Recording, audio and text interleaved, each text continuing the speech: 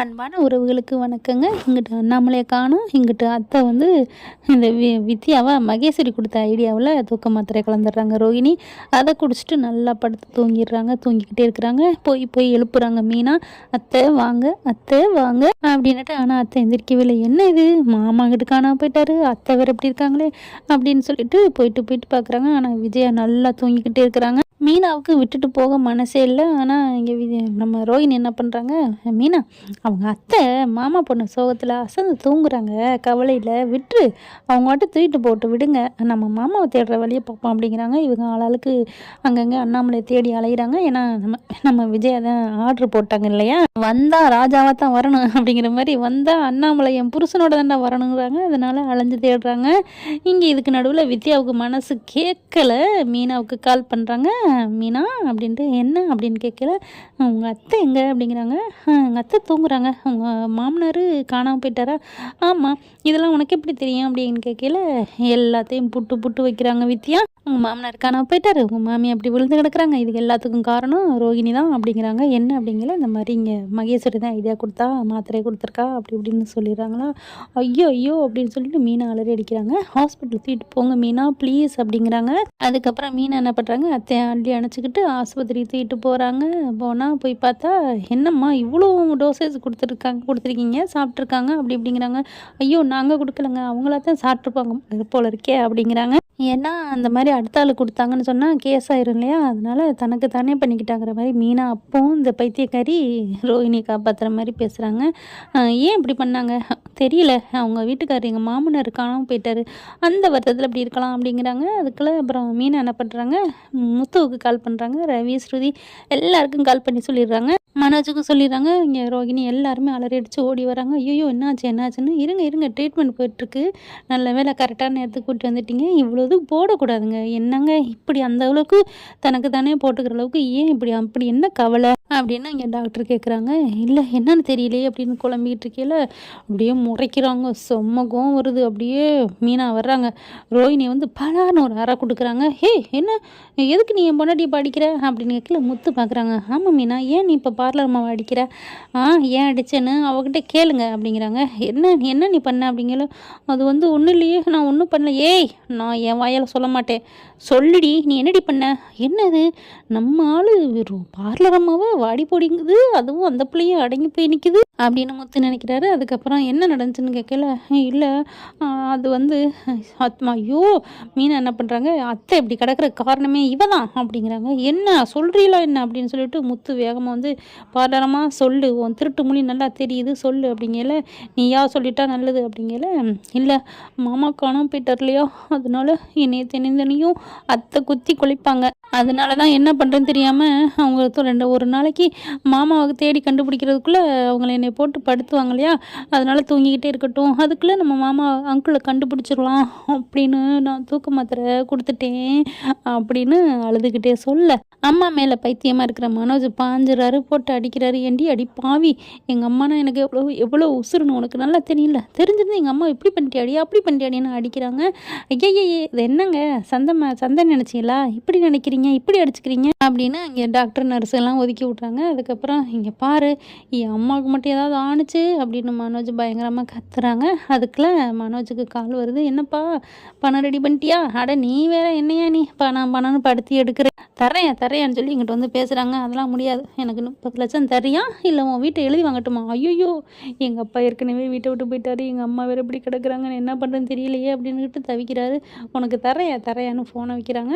ரோஹிணிட்ட வராரு. இங்கே பார், எங்கள் அம்மாவுக்கு மட்டும் ஏதாவது ஆணுச்சு ஒன்று உண்டுலன்னு பண்ணிடுவேன் அப்படின்னு திட்டிட்டு போகிறாங்க. அதுக்கப்புறம் இங்கிட்டு முத்து மீனா எல்லாரும் பயங்கரமாக ரோஹிணியை திட்டுறாங்க. ரோஹிணி அப்படி பேந்த அழுதுகிட்டு நடிக்குது, ஓவர் ரைட்டிங் போட்டுக்கிட்டு நிற்கிது. இங்கே மனோஜ் என்ன பண்ணுறாங்க, ஏதாவது பண்ணணுமே, எப்படியாவது பணம் கொடுக்கணுமே, ஐயோ அப்படின்னு தவிக்கிறான். இது என்ன பண்ணுறது ஒன்றும் புரியலையே அப்படின்னு ஷோரூமுக்கு வராரு. ஷோரூமுக்கு வந்தால் இந்த ஷோரூமை பேசாமல் அடமானம் வைப்போமா அப்படின்னு அடமானம் வைக்க போகிறாரு. பார்த்தா அடமானம் வச்சா 10 லட்சம் தான் கிடைக்கும் அப்படிங்கிறாங்க. விற்கிறதா இருந்தால் ஒரு வேளை 30 லட்சம் தரோம் அப்படிங்கிறாங்க. சரின்னு சொல்லிட்டு நாங்கள் விற்றுடுறோம் அப்படின்னு சொல்லிட்டு மொத்தமாக எல்லாத்தையும் கொடுத்துட்றாரு. 30 லட்சத்துக்கு காசை வந்து நாளைக்கு வாயா அப்படின்னு சொல்லிடுறாங்களா. அதனால் என்னங்க எனக்கு இன்றைக்கே வேணையா, நாளைக்கு வாயா அப்படிங்கிறாங்க. இல்லைங்க ஒரு சாயந்தரமாக, சரி சாயந்தரம் வா அப்படிங்கிறாங்களா. சாயந்தரம் என்ன பண்ணுறாங்க, இந்த பணத்தை அவர் டக்குன்னு கை மாத்திராரு. அந்த பத்திரத்தை வச்சு வேற ஆளுக்கு வித்துடுறாங்க. அங்கே போனால் அங்கே யாருமே இல்லை. எங்கே இவங்க யாரையும் காணோம், அதெல்லாம் தெரியலங்க அப்படின்றாங்க. ஐயோ காணுமே அப்படின்னு மனோஜ் ரொம்ப தவிச்சு போகிறாரு. யாரை கேட்குறது என்ன கேட்குறதுன்னு ஒன்றும் புரியாமல் தவிச்சுக்கிட்டு இருக்க இங்கே என்ன பண்ணுறாரு, மறுநாள் இங்கே ஓடிடுறாரு ஆஸ்பத்திரிக்கு. அம்மா முடியாமல் ரொம்ப அப்படியே கண்ணை முழிச்சிருக்கு. அம்மா அம்மா அங்கேயில டே பொண்டாட்டியால் நான் எப்படி வந்துட்டேன் பார்த்தியாடா அப்படிங்கிறாங்க. ஏன்னா எல்லா உண்மையும் முத்து சொல்லிடுறாரு. எல்லாம் அந்த பார்லர் அம்மா தான் அப்படின்னு சொல்லிட்டு இங்கே பார்த்தீங்கன்னா சிறகுடிந்த கிள்ளையாக கிடக்குது விஜயா. அடி பாவி உன்னை நான் மருமகன்னு தூக்கி வச்சு ஆடுனேனே, இப்படி பண்ணிட்டியடி அப்படிங்கிறாங்க.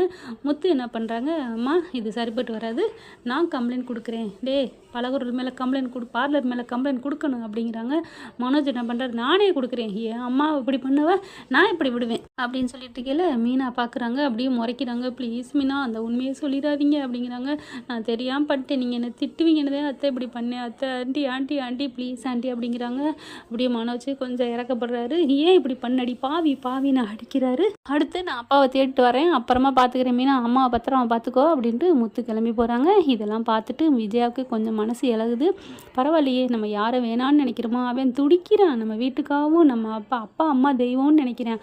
ஆனால் நம்ம யாரை நினச்சோமோ அவன் நம்மளை தூக்கி போட்டு மிதிக்கிறானே. இந்த மருமக பூக்காரின்னு சொல்லி அசிங்கப்படுத்தணும், அவள் தான் இன்றைக்கி எவ்வளோ நல்லது பண்ணிக்கிட்டு இருக்கா, ஐயோ அப்படின்னு நினச்சி வேதனைப்படுறாங்க. இங்கே மனோஜ் என்ன பண்ணுறாரு, ஷோரூமுக்கு போகிறாரு. அங்கே பார்த்தா என்ன கடை திறந்துருக்கு அப்படின்னு பார்க்குறாங்க. ஆளுகள்லாம் இருக்கிறாங்க. உள்ளுக்கு வராரு. என்ன வேணும் உங்களுக்கு அப்படின்னு மனோஜை பார்த்து கேட்க, என்னையா என் கடையில் என்ன பார்த்து என்ன வேணும் கேட்குற அப்படின்னு மனோஜ் கேட்குறாரு. என்னது ஓன் கடையா, இது யார் கடை, இங்கே எங்கள் தலைவர் கடை அப்படிங்கிறாங்க.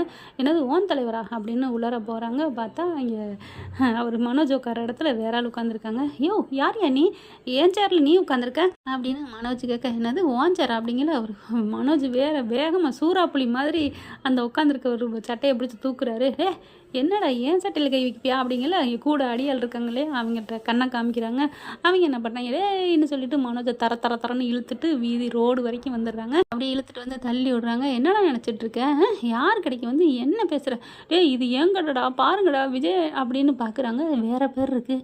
ஐயோ இது எப்போ என் பேர் என்னாச்சு அப்படிங்கிற, என்னடா இதை நான் நேற்றே இதை என் பேருக்கு வாங்கிட்டேன், ஐயோ அப்படின்ட்டு என்ன பண்ணுறாரு, அந்த இடத்துக்கு போகிறாரு. ஃபோன் பண்ணுறாரு. அங்கேயும் காணோம் அவனையும் காணோம். ஐயோ நான் பத்திரத்தை கொடுத்துட்டு வந்து தப்பு போச்சே, எல்லாம் போச்சே, உள்ளதும் போச்சே அப்படின்னு புலம்பி தள்ளுறாங்க. இப்போ மனோஜோட நிலமை பார்த்தீங்கன்னா காதல் படத்தில் பரத் இருப்பார் இல்லையா, அந்த மாதிரி ஆகிட்டாருன்னு தான் சொல்லணும். இப்படி உள்ளதும் போச்சு உள்ளக்கடான்ட்டு இதுக்கு தான் பேராசை பெருநஷ்டம்னு சொல்லுவாங்க. கடையும் போச்சு உள்ளதும் போச்சு அப்படின்னு தவிக்கிறாங்க. அப்பாவும் போயிட்டாரே, இப்போ நான் என்ன பண்ணுவேன், கடை போனது தெரிஞ்சால் எங்கள் வீட்டில் கழுவி ஊற்றுவாங்களே அப்படின்னு சொல்லிட்டு மனோஜ் பைத்தியம் பிடிச்ச மாதிரி சட்டையை பிடிச்சிட்டு அலையிறாரு. போச்சே கடையும் போச்சே எல்லாம் போச்சே அப்படின்னு சொல்லிட்டு இங்கிட்டு மனோஜ் இங்கிட்டு முத்து எல்லாருமே அப்பாவை காணோன்னு தேடிடுறாங்க. மீனா கண்ணுங்க கருத்துமாக மாமியால் பார்த்துட்டு இருக்காங்க. இப்போ என்ன ஆக போகுதுன்னு தெரியல. மனோஜோட நிலைமை இப்படி போனால் நல்லா தானே இருக்கும். ஃப்ரெண்ட் பார்க்கலாம் என்ன நடக்க போகுதுன்னு. தேங்க்யூ. இந்த வீடியோ உங்களுக்கு பிடிச்சிருந்தா தயவு செய்து லைக் பண்ணுங்க. இன்னும் அப்டேட்ஸ்க்காக சேனலை சப்ஸ்கிரைப் பண்ண மறக்காதீங்க. நம்ம கிட்ட இருக்க எல்லா சேனல்ஸோட லேட்டஸ்ட் வீடியோ அப்டேட்ஸ்க்காக மேல ரைட் சைட்ல காட்டுற லிங்கை கிளிக் பண்ணி வாட்ஸ்அப் குரூப்ல ஜாயின் பண்ணுங்க. உங்களிடம் விடைபெறுவது நான் உங்கள் மெஹர்.